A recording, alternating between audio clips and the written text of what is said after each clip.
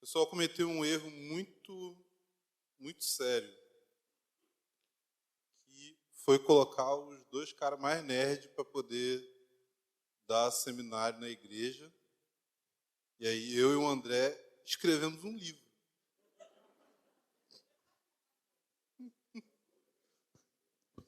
Aí eu sei que eu vou começar aqui. Onde vai parar? Eu não sei.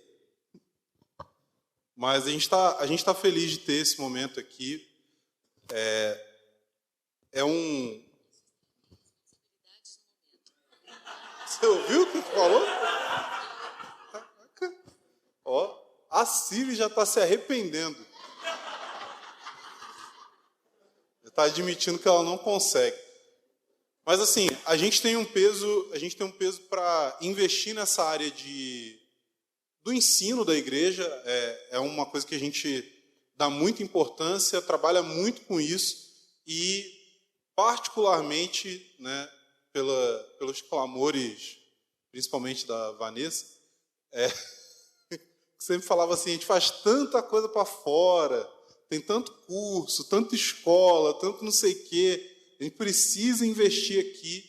E é verdade, assim, a gente quer que, como igreja, nós possamos absorver essa característica de estudar, de pesquisar a palavra, de ir a fundo nesses assuntos teológicos, porque a gente crê que essas coisas têm importância.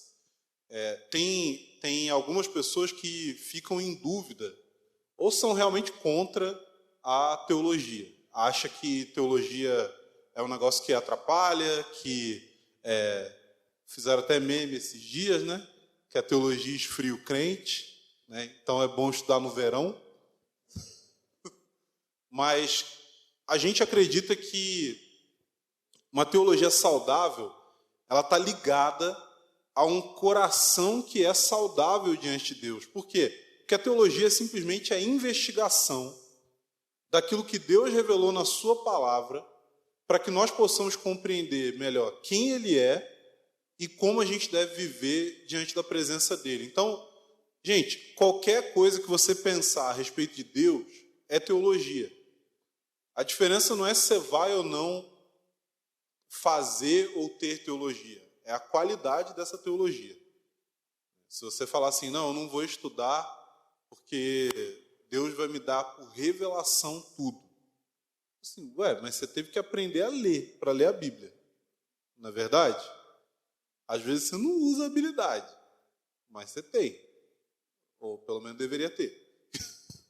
Então, a gente quer estudar, a gente quer aprofundar nesses assuntos e, como o Caleb falou aqui, a gente quer investir primeiro nessa questão dos nossos distintivos teológicos, ou seja, as coisas que a gente crê.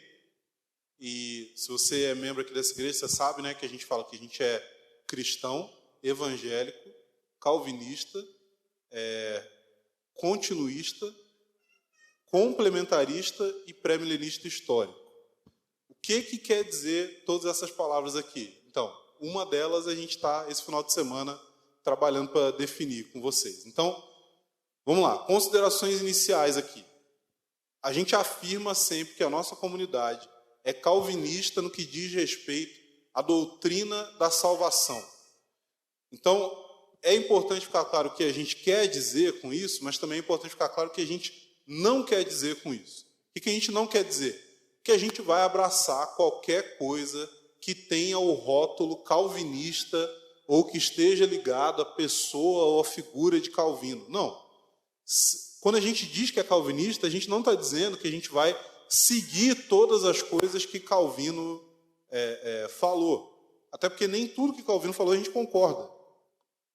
Quando a gente fala que é calvinista, a gente está falando a respeito de uma área da teologia sistemática, que é a soteriologia, ou seja, a doutrina da salvação, dentro da teologia sistemática, que pega todos os assuntos que você tem na Bíblia, sistematiza eles, organiza eles e tenta expressar o que a Bíblia diz sobre cada um deles. Existe uma área que tem a ver com a doutrina da salvação, ou seja, o que a Bíblia diz a respeito da nossa salvação. O nome dessa área é soteriologia. A soteriologia ela tem diversas linhas, assim como todas as outras áreas da teologia, ela tem linhas diferentes de interpretação, abordagens diferentes. Uma dessas abordagens, uma das principais, é a abordagem calvinista. Óbvio que tem muita gente que vai questionar o seguinte, vai falar, mas por que usar esse nome, calvinismo? Por que a gente não diz que simplesmente a gente crê na Bíblia? Por que a gente não só diz que não, a gente crê no que está escrito lá? Aí alguém vai falar assim, não, isso daí é um exemplo da carnalidade da igreja de Corinto, onde um falava, eu sou de Paulo, o outro falava, eu sou de Cefas. Mas a pessoa que argumenta isso esquece que tem um que falava, eu sou de Cristo, que é essencialmente o que ela está dizendo. Ela está dizendo assim, não, a gente não usa esses rótulos, a gente crê na Bíblia. Sim, basicamente é o seu jeito de dizer que você está certo e todos os outros estão errados. Mas isso já estava previsto lá para o Paulo, é só você ler o versículo até o final que resolve esse problema. Então, não é uma questão de carnalidade, não é uma questão de partidarismo. Essas expressões são expressões técnicas da teologia. Quando a gente fala de uma expressão técnica, ela tem a ver com o quê? Ela tem a ver com você, toda vez que você vai explicar para alguém o que você acredita, você não precisa dar um seminário para a pessoa. Imagina, se toda vez... Mas o que você crê sobre a salvação? Então, Gênesis 3. E aí a pessoa começa, e ela vai passando por tudo. Cara, se eu chegar para alguém, o que você crê doutrina da salvação? Eu sou calvinista. Beleza. O problema é quando a gente está acostumado a ouvir caricaturas a respeito desses nomes. E aí uma vez eu estava com uns amigos assim, e aí ele falou alguma coisa, porque fulano é calvinista. Passou uma senhora que era da igreja e falou assim, tá amarrado. Caraca. Mas é óbvio que assim, quando a gente fala de calvinismo e arminianismo, que seria basicamente a doutrina concorrente, né? Primeiro, a gente tem que lembrar que calvinismo e arminianismo é uma briga, é uma discussão familiar. Independente de ser calvinista ou arminiano, somos todos irmãos. E aqui já aproveito para esclarecer que é arminiano. Não tem nada a ver com quem nasceu na Armênia. Tá? Que às vezes tem uma galera que fala assim, fulano é armeniano. Armeniano não é posição teológica, entendeu? É nacionalidade, é um negócio diferente. Então, calvinismo e arminianismo são nomes acidentais. O que eu quero dizer com nomes acidentais? Quer dizer que dentro dos acontecimentos históricos, algumas coisas acontecem e determinada posição, determinada ideia fica identificada com uma pessoa. Não porque a gente tem o desejo de ouvir e de seguir tudo que aquela pessoa disse, mas porque houve ali uma situação histórica que acabou inclinando as pessoas a identificar aquilo ali com algo. Gente, tudo que você fizer, não adianta você tentar, não vou dar um nome. Se você não der um nome para o que você está fazendo, alguém vai dar um nome. E aí você não vai gostar. E aí vai fazer igual apelido. Se você não gostar, é aí que pega. Então, calvinismo e arminianismo, primeiro, Calvino não teve nada a ver com o calvinismo enquanto nome sendo utilizado. A questão é que essa tensão e essa discussão, ela aconteceu lá em Genebra e ela veio logo posteriormente à vida de Calvino. Ou seja, as pessoas tinham sido altamente influenciadas por ele, as pessoas seguiam muitos dos seus ensinamentos porque ele foi um sistematizador do pensamento da reforma e, por conta disso, em oposição ao pensamento de Armínio, que quando começou a se usar o nome arminiano, também já tinha morrido. Okay? Então, nenhum dos dois, nunca Calvino e Armínio saíram na mão por causa de teologia. Entendeu? Isso não aconteceu. Perdão, eu não queria acabar com as suas expectativas. Mas a gente usa, para falar sobre isso, os 5 pontos do calvinismo. O que eu quero que você saiba sobre isso? Primeiro, 5 pontos do calvinismo, ou tulip. As pessoas usam tulip porque, se você pegar a primeira letra de cada um dos 5 pontos do calvinismo, elas vão formar um acróstico que vai formar a palavra tulip, que em inglês vai significar tulipa. E a tulipa está ligada à Holanda e à história do calvinismo e tudo mais. Então, por isso que é meio que uma forma didática de falar a respeito disso. A gente usa o termo 5 pontos do calvinismo, mas esse não é o termo mais adequado. Já começa nisso daí. O termo mais adequado seria os cânones de Dort. E aí, eu já, de início, quero te avisar o seguinte, não sei, vai que você é holandês, né? E aí você vai ficar extremamente ofendido, porque eu vou aqui assassinar todos os nomes holandeses que eu tenho que falar para vocês aqui por conta da história ter acontecido na Holanda. Alguns, inclusive, eu vou simplesmente traduzir para o português. Igual a gente faz com o meu sogro.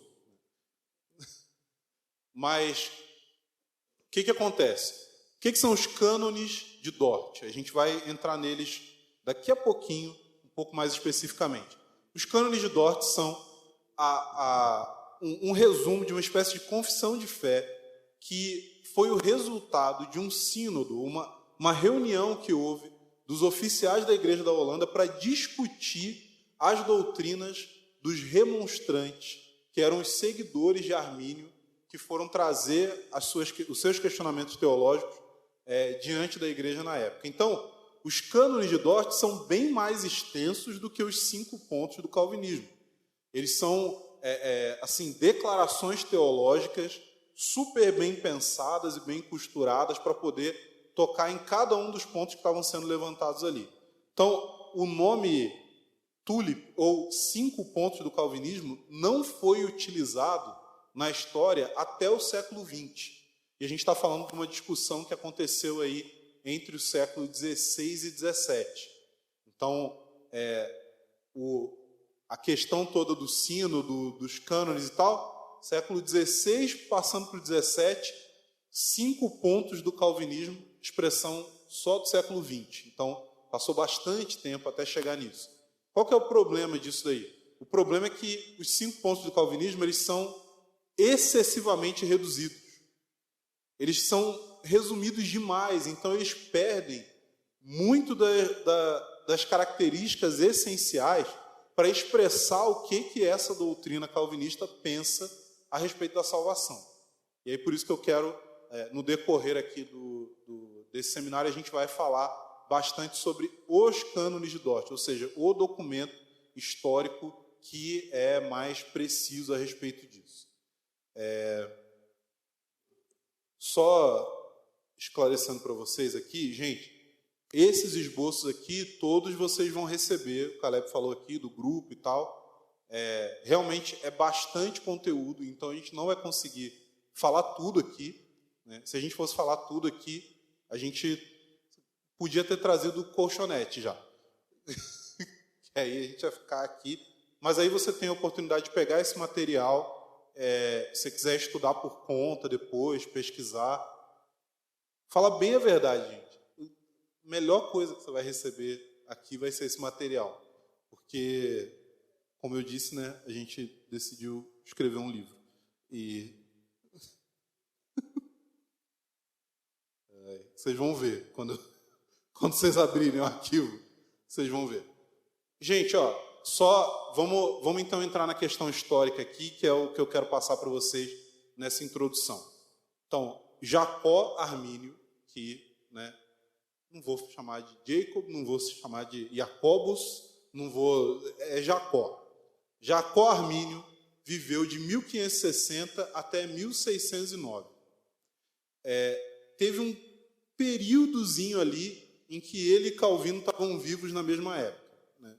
Mas Calvino faleceu em 1564. Ou seja, não dava ainda para Armínio discutir muita coisa com ele com 4 anos de idade.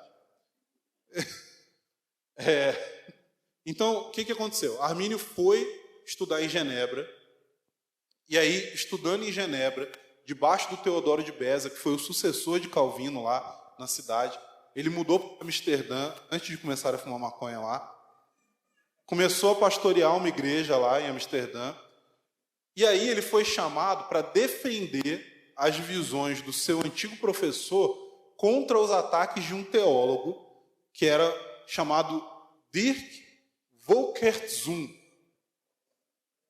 Eu não ia querer brigar com esse cara, né? Tem um outro nome aqui que eu nem vou tentar falar. Mas o Dirk, né, ele foi debater lá com Armínio e acontece que Armínio é uma coisa que a gente precisa admirar. Honestidade intelectual. Por quê? Porque ele foi convencido pelo oponente dele. Armínio seria um ser muito estranho na internet hoje em dia. Que ele ia responder assim: realmente, você tem razão no seu argumento. Mudei de opinião, estou concordando com você. Que é algo que nunca foi visto em toda a história da internet.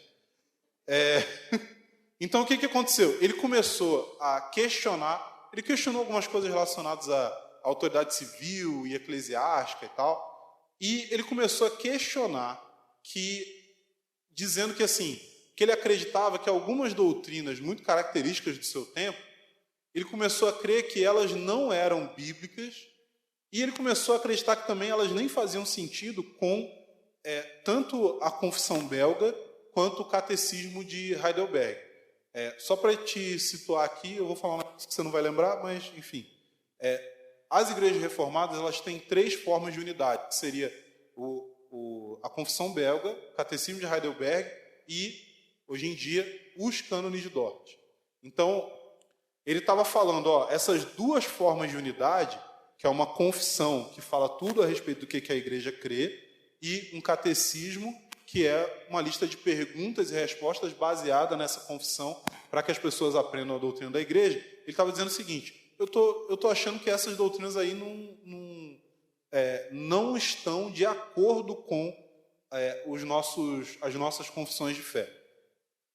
Aí, em 1603, ele foi recomendado como professor de teologia na Universidade de Leiden.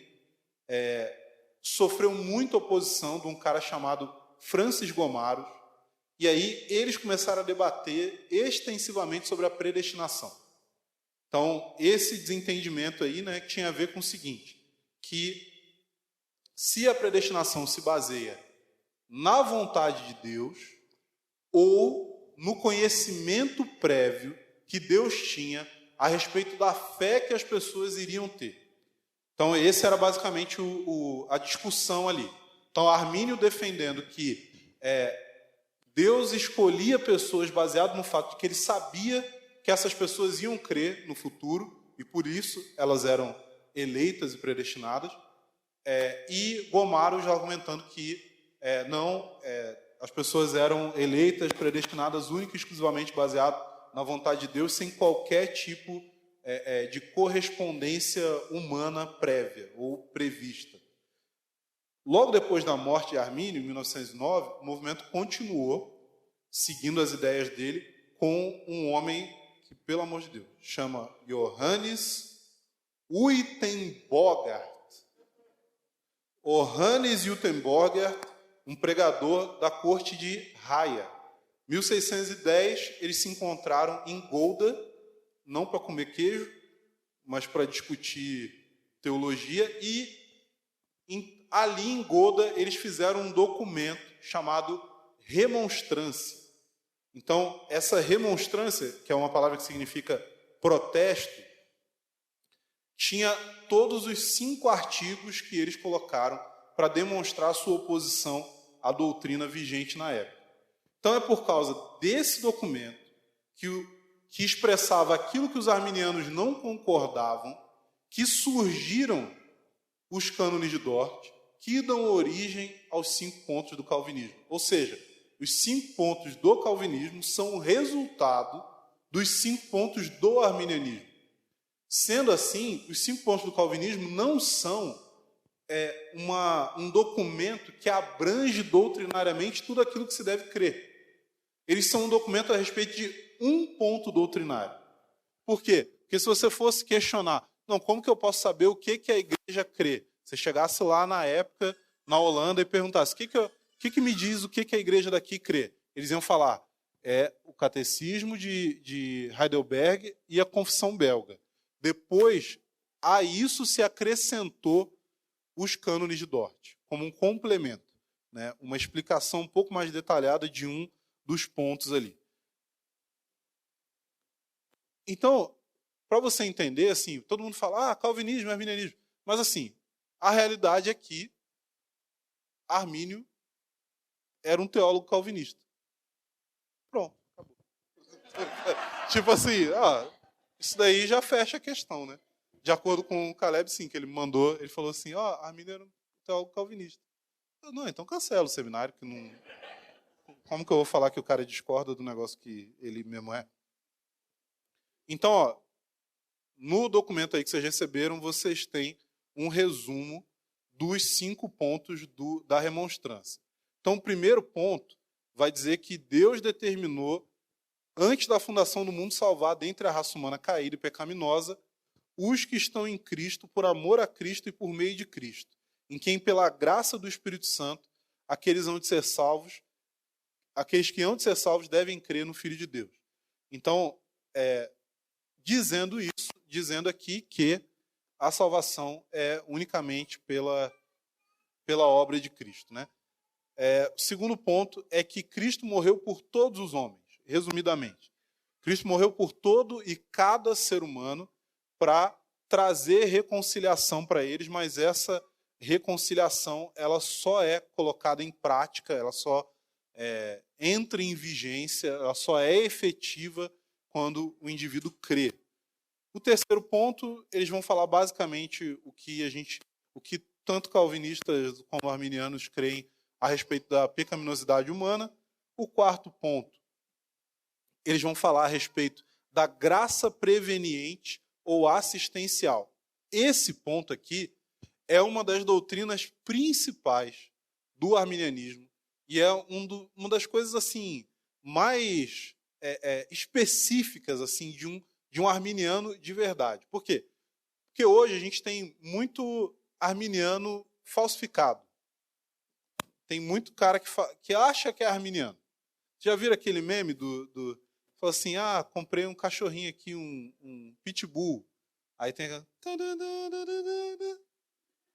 Aí depois o pitbull, cara, não parece um pitbull quando ele cresce. Aí vem só a vozinha. Ou seja, tem um monte de arminiano falsificado, que acha que é arminiano, mas que não crê nas doutrinas do arminianismo. Por quê? Porque o arminianismo não é caracterizado por uma crença ferrenha a respeito do livre-arbítrio humano e da capacidade humana de fazer o bem. Não, o arminianismo ele é bem mais refinado que isso, e por isso uma doutrina característica do arminianismo é a doutrina da graça preveniente. Por quê? Porque essa doutrina ela vai distinguir para o arminiano o que significa ser salvo única e exclusivamente pela graça diante de um sistema de pensamento que, ao mesmo tempo, crê que os seres humanos são maus, caídos, pecadores, mas, ao mesmo tempo, crê que uma certa medida de liberdade precisa ser exercida ou de cooperação na salvação. Um outro nome que é muito comum de ser utilizado para diferenciar arminianos e calvinistas é sinergismo e monergismo. Sinergismo tendo a ver com sinergia, ou seja, duas forças trabalhando, e monergismo tendo a ver com uma força só, mono, trabalhando. Por quê? Dentro da ideia do calvinismo, a salvação é produzida única e exclusivamente por Deus, mas dentro do arminianismo, a salvação ela é produzida por meio de uma cooperação, ainda que seja uma cooperação mínima do ser humano, e uma cooperação máxima da parte de Deus por meio da graça dele. Então aqui eles vão falar a respeito dessa graça preveniente, né? Vou deixar isso para depois, que depois vai ter bastante tempo para falar o que é a graça preveniente. O quinto ponto é que aqueles que são incorporados em Jesus Cristo têm força abundante para lutar contra Satanás. Então, basicamente, vai falar que é possível perder a salvação. Esse quinto ponto aí do arminianismo. Então, finalizando aqui a história. Em resposta aos remonstrantes de 1610, Gomaros e os outros formaram um grupo de contra-remonstrantes, algumas vezes chamados de gomaristas, em oposição aos arminianos. Então, eles publicaram coisas contra a remonstrância, a controvérsia foi se intensificando cada vez mais. Então, um cara foi colocado como substituto de Armínio, e esse cara era um cara que, assim, além de abraçar aquelas ideias de Armínio, ele abraçava outras ideias que eram bem, assim, essas outras ideias eram bem heréticas mesmo, porque eram ideias unitárias que retiram a distinção entre Pai, Filho e Espírito Santo, e aí isso daí deixou os calvinistas com uma raiva ainda, basicamente. E eles começaram a receber apoio do Estado. Aí que a treta ficou meio braba, porque eles envolveram o Estado na coisa, e aí eles chamaram um cara aqui que tem um nome impronunciável, Johann van Oldenbarnevelt. Oldenbarnevelt. Admiro eles terem conseguido chamar esse cara. Difícil chamar ele. E eles chamaram também um jurista chamado Hugo Grossio. Aí, diante dessas tensões, isso começou a envolver outras coisas. Por exemplo, o fato de que existia recentemente, a Holanda tinha se libertado da Espanha. E aí havia uma tensão, por quê? Porque os calvinistas acreditavam, e os que apoiavam os calvinistas ou gomaristas acreditavam que se distanciar da Espanha, teologicamente, também era importante, para poder afirmar a independência deles. E os arminianos, eles receberam o apoio dos comerciantes da época. Por quê? Porque cortar as relações com a Espanha era ruim para o comércio da Holanda e que significava menos dinheiro para eles, e aí, por isso, né, eles tinham esse motivo muito puro para apoiar uma causa teológica. Então foi aí que, assim, o governo emitiu um comunicado, aí os calvinistas estavam se vendo meio que encurralados ali, porque os caras estavam com apoio governamental e tal, e aí foi então que, agora eu vou traduzir o nome, tá? Que um cara, um príncipe, o príncipe Maurício de Nassau, que inclusive tem o mesmo nome do primo dele, que se estabeleceu aqui no Brasil, no Recife, que criou lá a Holanda brasileira e tal. Então, o mesmo nome, que é Maurício de Nassau, que esse daqui é o Maurício de Nassau de Orange, que é a casa real lá da Holanda. E aí, esse cara, que era filho do Guilherme de Nassau, foi um cara muito amado, inclusive o hino da Holanda é o nome do cara. Então, acho que gostavam dele. E aí o Maurício de Nassau começou a apoiar o lado calvinista ou gomarista. E foi então só com o apoio dele que eles conseguiram estabelecer um sínodo na cidade de Dordrecht, que depois ficou conhecido como Sínodo de Dort. Nesse sínodo, tem uma coisa engraçada que rola aqui, gente. O sínodo começa, ele foi de 13 de novembro de 1618 até 29 de maio de 1619. Só que, logo no início do sínodo, os remonstrantes, que eram os arminianos, eles não obedeciam às determinações do sínodo, de como que ele deveria acontecer. E aí eles foram expulsos. Então eles não estavam lá durante o negócio. Mas os teólogos da época... E assim, gente, na verdade, nunca ia dar certo aquele tipo de iniciativa ali, porque eles pegaram esse lado assim político da coisa, mas as autoridades eclesiásticas pesavam muito mais para o lado do calvinismo, porque tinha a ver com certas convicções teológicas que já eram muito firmes na igreja da época. Então, foi então que, em 6 de maio de 1619, que os cânones de Dort foram publicados oficialmente, e aí, junto com isso, eles lançaram uma outra tradução da Bíblia em holandês e tal. Então, gente, para eu finalizar aqui,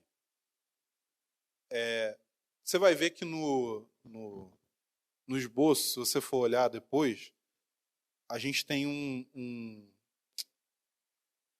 glossário de todos esses nomes aí. Então você vai ver todos esses nomes dessa galera, você tem tempo para praticar em casa, falar cada um deles.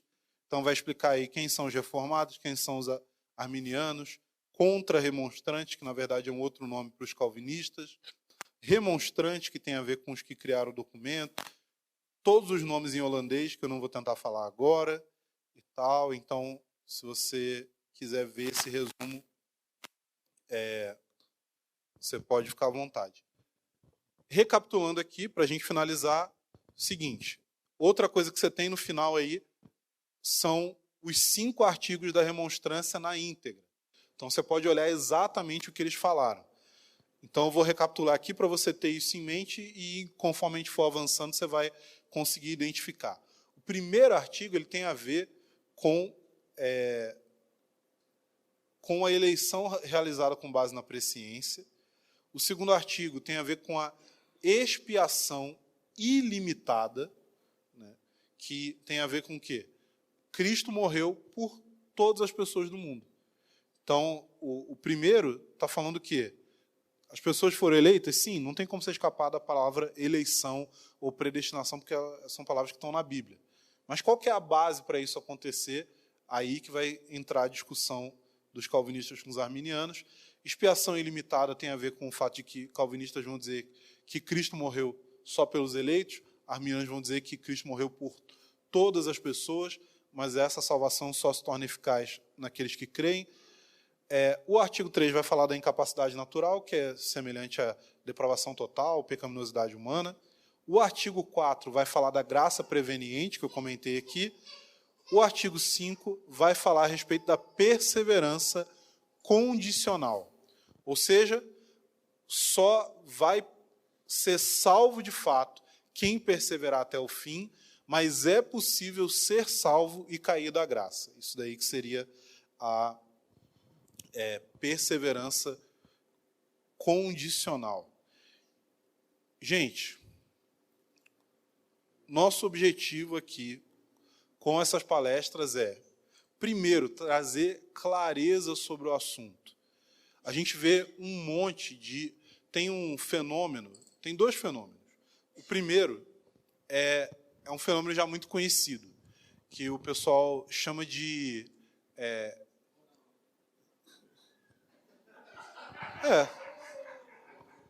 que aí não está muito dentro da minha área. Mas foi boa essa, foi boa. Então, tem 3 fenômenos muito conhecidos. Você está anotando, você pode colocar aí. Primeiro, Ronaldo. Segundo fenômeno muito conhecido. Tem uma expressão, que é uma expressão que veio do inglês, que é o cage stage, ou seja, estado ou estágio da jaula. Então, o pessoal fala que é o seguinte: todo calvinista, assim que ele se torna calvinista, ele passa pelo estágio da jaula. Que significa o quê? Que ele deveria ser trancado numa jaula, né, até acalmar, para ele poder deixar as pessoas em paz. É importante esse serviço. Né? Todo mundo lembrou daquele irmãozinho, né?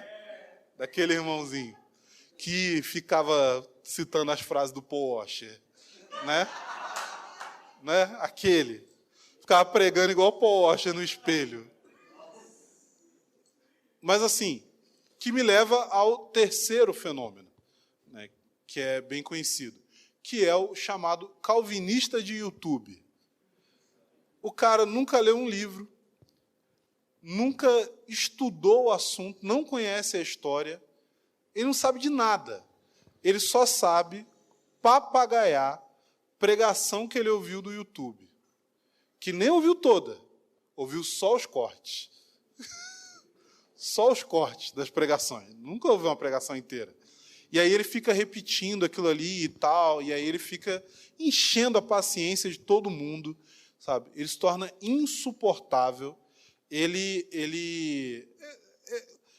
é o cara que ferra o calvinismo.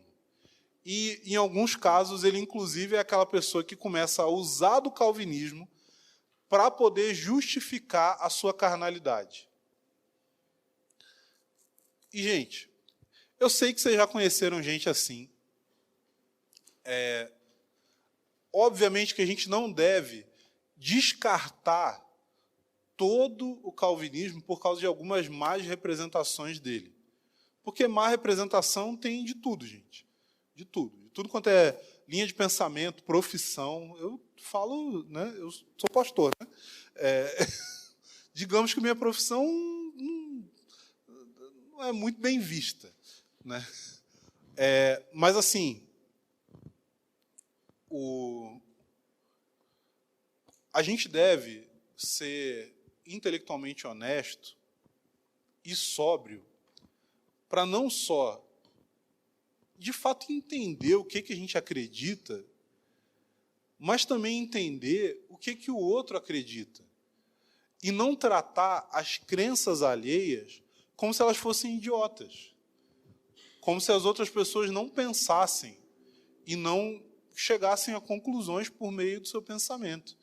O arminianismo não é uma heresia, do meu ponto de vista, como alguém que é calvinista. O arminianismo não é uma heresia. É algo que, sim, eu considero como um erro teológico. Mas não é uma coisa que diminui a salvação ou a espiritualidade de alguém. Inclusive, tem muita gente que eu ouço, que eu acompanho, que eu admiro, que é arminiana. Assim como tem muita gente que eu não ouço, que eu não admiro e que eu não acompanho, que é calvinista. Então, a nossa ideia no Convergência nunca foi de ter um tipo de pensamento fechado que não consegue aprender e ser abençoado por pessoas que pensam diferente de nós.